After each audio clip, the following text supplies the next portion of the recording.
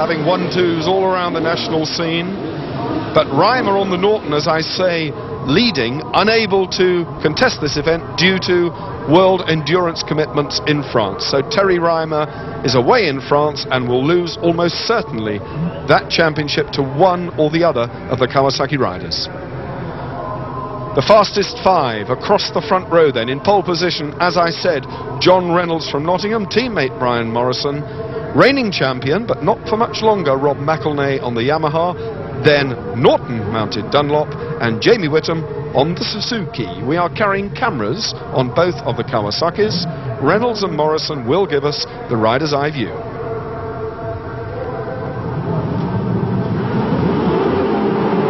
And the 750s then, the view from Reynolds' bike as they rocket off towards Paddock Hill Bend, but it wasn't one of the Kawasaki men who hit the lead. It looked like the Yamaha of Rob McElnay, the #1 Yamaha, from the centre of the front row. Up to Druids, Rob McElnay leads from Reynolds #3, then it's Morrison, then a surprise 4th place for the Crichton Norton. The #46, Mark Farmer, rocketed into 4th from a 2nd row start. So, the new livery on the Crichton Norton in 4th place, but McElnay leads. A tremendous start for the Humbersider on the Yamaha. So, Reynolds then having sneaked through into the lead. So a new leader, John Reynolds. Morrison is having a go as well. So these are the men, remember, fighting for the championship. Both the men on the green bikes now in 1st and 2nd place. Alongside me, Roger Burnett. Roger, I have to assume there'll be no team orders. Absolutely. I spoke with Colin Wright, the team manager for Team Green Kawasaki this morning. He said there are no team orders. Both riders have a chance to win the championship, and there we can see Morrison's view. There's Reynolds in front of him. He's not letting Reynolds get away. This is Sterling's Bend. It's 75 miles an hour. You saw the front wheel lift a little bit there. 6th gear on the approach back towards Clearways. We've nearly completed 1 lap now.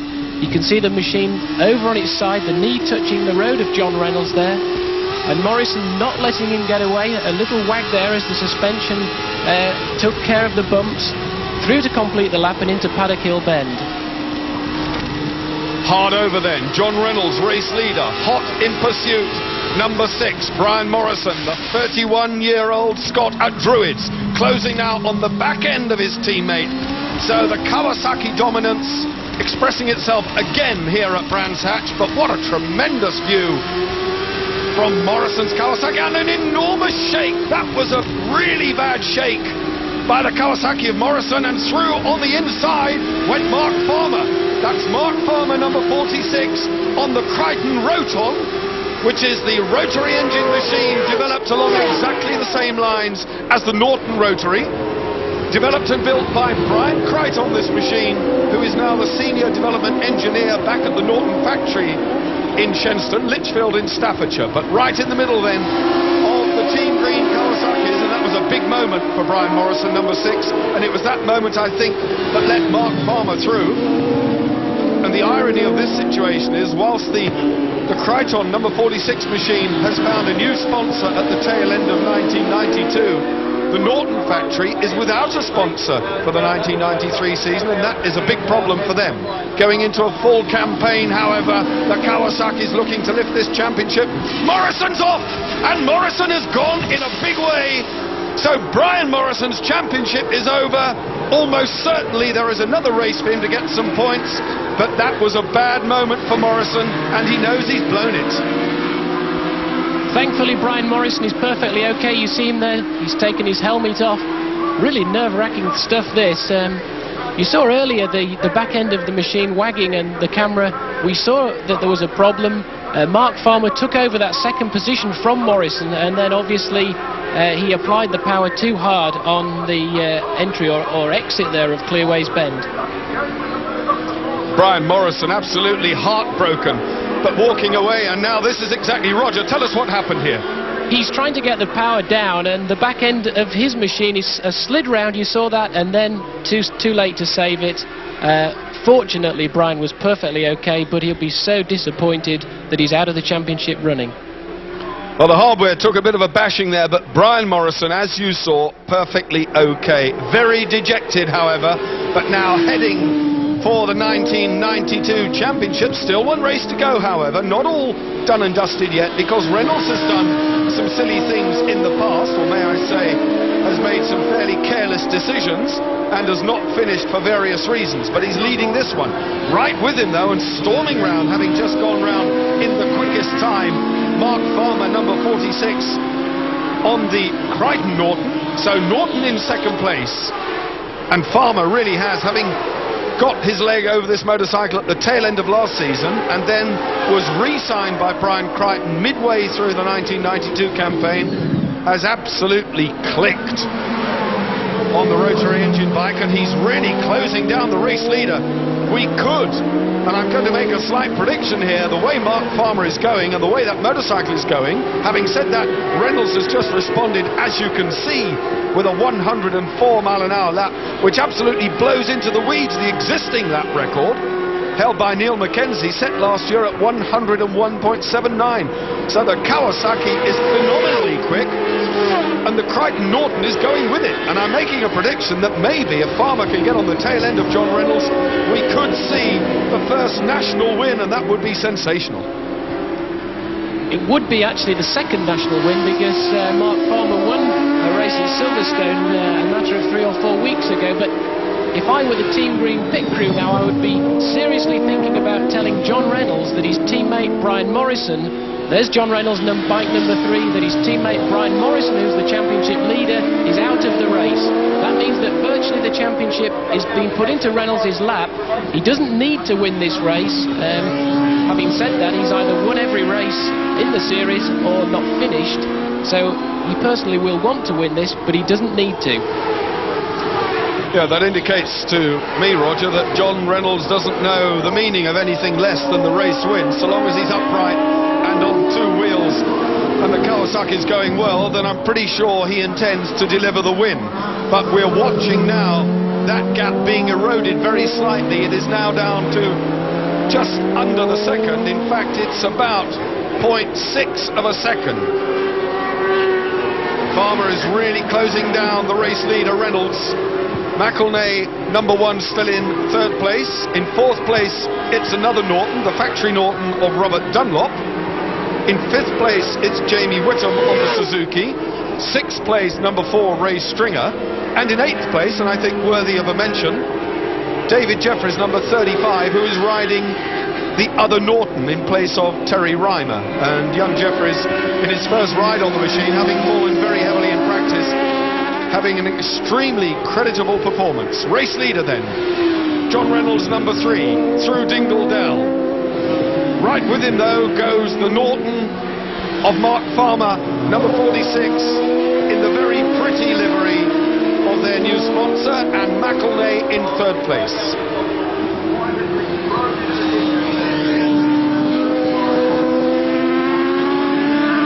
Reynolds coming through onto the start and finish to complete yet another lap. The rev counter there, you can see going into that red area. That's not really where it should be. It's best to try and keep it below there. That's Paddock Hill Bend. This is a very steep uphill climb, down from 4th gear down to 2nd gear, heeling the bike right over to the right hand side, applying the power, gradually getting the bike upright, then flicking left into Graham Hill Bend. You'll see the rev counter go up, approaching 90, 95, 100, 120 miles an hour before going back 1 gear down into this very, very tight Surtees Bend. This one very important to get the power down, because now it goes all the way down the straight, approaching Westfield Bend. The rev counter going up there, 13,000, 13,500, 14,000 in 5th gear, 6th gear, 160 miles an hour, then back 1 gear for Westfield Bend there. Back end shaking a little bit. John's got to be careful, but he has got Mark Farmer pursuing him, so he needs to keep the pressure on, but Mark's definitely not going to be shaken off. Incredible pictures, and you can see how the lens is shaking there. Just imagine what it's doing to the rider's eyeballs. Those sorts of speed buffeted by the wind, the engine screaming, as Roger Burnett said, in excess of 13,000 revs per minute, well into the red. And John Reynolds knowing that he's really got to charge, but having said that, does he know that the championship, if he just cruises safely, is in his lap? Still just the second gap, holding that very, very well indeed. Mark Farmer then still on the tail end and close enough to be dangerous, but John Reynolds, with just 6 years experience, this man started riding in 1987 in vintage racing, a former motocrosser, having ridden on the rough for many years before turning to the tarmac. Reynolds is the shining light, I think, in the 750cc class during 1992, and what a true professional he's turned out to be for the Team Green Kawasaki equipage, I think is the best way to put it. They are a very professionally turned out outfit, as is now the Crichton Norton team, having got their act together. Colin Seeley has become involved in the press and administration side of that particular team. So professionalism pays, there's no doubt about it. John Reynolds then, knee hard on the tarmac, feeling his way round with the knee sliders through Dingle Dell again, and Mark Farmer unable to do anything about it. Well, it looks as though Reynolds has got this one nicely under control, Roger. From a rider's point of view, it's often better to not be told that the pressure has been taken off you, because you tend to concentrate far better, you tend to ride far better, and everything seems to go very well. Morrison is out. Reynolds looks like he's going to clinch the championship, and he won't do it in this race because we have another 20 points available in the second race. But as he sweeps round Paddock Bend and goes, heads on up to Druids, he's certainly shaking off Mark Farmer a little bit, but this is Reynolds' standard of concentration. He can turn in lap time after lap time, all the same speeds, and that's how he gradually edges away. A not insignificant point is that Reynolds is also on his way to £650 pocket money in this race, which will more than pay his overnight hotel accommodation, that's for sure. And he will have thought long and hard about this weekend, and the number 3 plate that he's carrying now is almost destined now to become the number 1 plate for the 1993 season. And I just wonder what plans John Reynolds has for the future. Is he going to go Grand Prix racing? Is he going to go to World Superbike? Almost certainly he will stay in the UK and defend his 750cc Supercup title, assuming, of course, when we leave Brands Hatch, the title has gone to him, and it's looking very much as though it is. Mark Farmer unable, I think, to do anything about Reynolds, who had an almost casual glance over the left shoulder there just to see where the Norton rider is. And the Ulsterman, now based in Crawley, has really found his niche in this Norton team and is proving to be a very worthwhile investment indeed.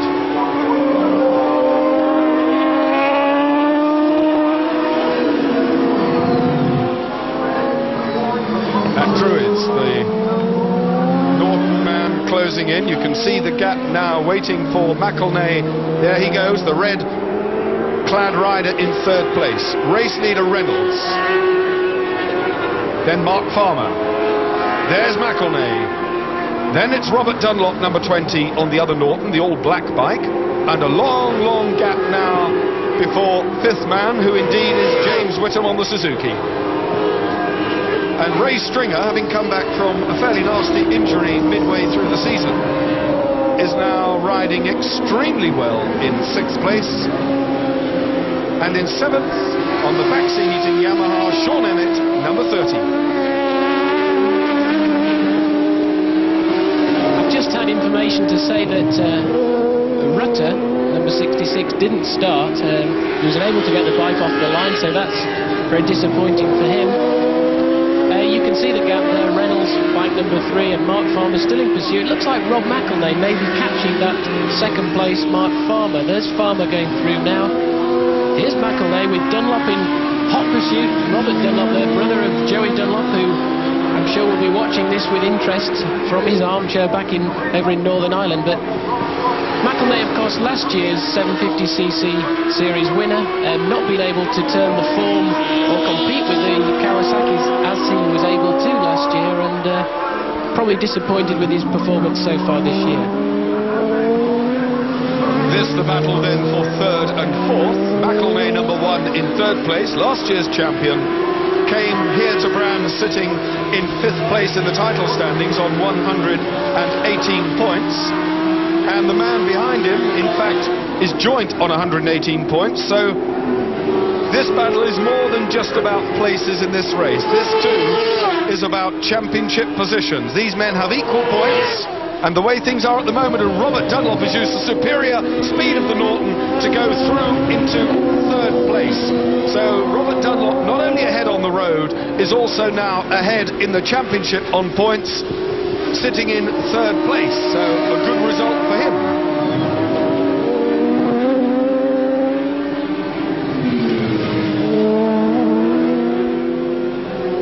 Third place man then, Robert Dunlop, the diminutive Ulsterman who rides the 125cc and in fact rode the 125 in the British Grand Prix at Donington Park and is a very, very good 125cc rider. Had to settle for 2nd place in the Isle of Man TT this year on the 125, and brother Joey, the man Roger Burnett referred to, actually took the win on that occasion, and that was a fairly memorable occasion for him. Race leader John Reynolds looking very, very smooth. In practice, the Kawasaki people tried a carbon fiber front wheel, which was a beautifully engineered and extremely light piece of machinery. That's not in for the race, however, but John said that it does handle very well indeed, and it enables him to flick the bike from right to left and change direction much more quickly. So carbon fiber very much the coming thing in lightweight engineering. Reynolds, interestingly, is 5 feet 6 inches tall, and when we see a shot of him going round a right bend, as we do now, he can't get his foot on the footrest. You can see it there hanging. He hooks his foot under the seat, and he can't reach the footrest. His legs are so short. How he keeps control, because the left foot, of course, operates the gear change lever, the right foot the rear brake, but he can't reach the footrest. His legs are so short. Kawasaki have tried taking the padding off the seat, which makes his riding position uncomfortable. So we may see that again as he goes into clearways. He just hooks his heel under the seat. There you see it. Round he goes. Amazing. There's still the battle for 3rd place. Number 20, Robert Dunlop, holding off a determined attack from big Rob McElnay, number 1. The reigning champion, who is now watching his title just evaporate. We are well over 3/4 distance, I beg your pardon, into this race. So Reynolds then on his way to 20 points. This scrap is about the 15-point place of 3rd position. Rob McElnay gesticulated, so there was some sort of hand signal there from Rob McElnay as they exited Druids. I'm a little bit confused as to exactly what he meant by that. It was almost as though he was waving to someone at the side of the circuit. I can't believe that he would do that in such an intense battle. After all, this is about the championship place, and number 1 Rob McElnay does have some very determined plans and serious plans about the 1993 season, Roger. Yes, it's rumoured that Rob McElnay wants to go back to the 500cc Grand Prix racing scene. I must say that would be a sad loss for British spectators and the sport in the UK, but if that's what Rob has got his sights set on doing, then I'm sure that he'll be trying everything to do that. Of course, the cost is extensive and perhaps will prohibit him being able, but he's now trying on the inside of Dunlop. He didn't make it that time. The Norton is such a light machine by comparison, and Robert Dunlop weighs next to nothing. And he's able to get away on the straights. Rob McElnay's riding extremely hard to close up. These bikes weigh around 300 pounds, and the physical effort to hurtle them into the corner, to stop yourself going over the front of the machine when you brake, because the brakes are very powerful, and then to stop yourself going off the back of the machine when you accelerate, requires a great deal of physical strength. The departure of Brian Morrison, number 6, really took the sparkle out of the front of this race. There's a frantic battle, as you can see, going on for 3rd place. In 2nd place is still sitting relatively comfortably Mark Farmer on the other Norton, on the Crichton Norton in 2nd. The race leader, though, a very clear race leader, number 3, John Reynolds. But Robert Dunlop, number 20, having a quick glance back, having to fend off another attack by Rob McElnay, number 1. They have the top 6, no changes, no surprises. Jamie Whittam 20 seconds adrift from the race leader on the Suzuki, but Ray Stringer right with him. So the Whittam and Stringer battle, obviously a very close one, as is the battle we are watching now for the vital third place and the 15 points that go with it. It looks at this moment in time as though those points and the prize money are destined for the pocket of Robert Dunlop, number 20, as the knees and elbows get tucked in, winding back, another handful of throttle, and the little Irishman onto the straight to complete yet another lap, and the Norton is blisteringly quick down through here. Over the line again, the penultimate lap. I think it's worth saying again that these two riders, that is Robert Dunlop on bike number 20 and Rob McElnay on bike number 1, are actually equal on points at the moment. And with Brian Morrison out of the picture, Terry Ryman not here competing, there is a chance that one of these two riders could take the runner-up spot in the championship by the end of the afternoon's proceedings. So suddenly an awful lot more to go for these two. It was looking as though McElnay might end up in 4th or 5th place in the championship, but to pick up on that point made by Roger Burnett, very obviously an opportunity there to significantly increase the championship standings, with one more race to go after this, I remind you, and another 20 points up for grabs. And it's by no means a foregone conclusion that John Reynolds will win the second of the two encounters today. It certainly looks as though he's romping home to victory in this first one. And another 15 lapper to come, as up into third place again goes McElnay, beautifully through on the inside, almost as though he had that one planned from the word go. But Robert Dunlop not giving up, he was caught napping there and immediately fights back, and that was very close indeed. McElnay still leads then, onto the straight again, and there will be 2.6 miles for them left to do as they go over the line. But that was a tremendous move, Roger, but Robert Dunlop was not pleased with that. No, Rob McElnay, we saw him wave earlier on. I think that was a signal that he'd got things under control. I doubt very much, having said that, Rob McElnay's got a slower rider to encounter now. He's coming up to lap the man in front of him, and unbelievable that. That was a very difficult place to pass, but he's virtually secured himself third place in the race by doing it. Look at the gap now between himself on bike number 1 and Robert Dunlop on bike number 20. I don't think he can get back at Rob McElnay. Well, you can see for yourselves, it's 8 or 10 machine lengths between the third place man, number 1, Rob McElnay, and the 4th place man, number 20, Robert Dunlop. And Dunlop is really going to have to put everything in to the remainder of this final lap if he's to do anything about the Yamaha ahead of him.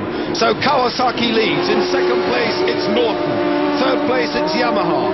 Fourth place, it's Norton. Fifth place, Suzuki. And Ray Stringer, we're with the race leader now, John Reynolds, still buzzing into the red line on the Kawasaki, but 20 points as good as in his pocket.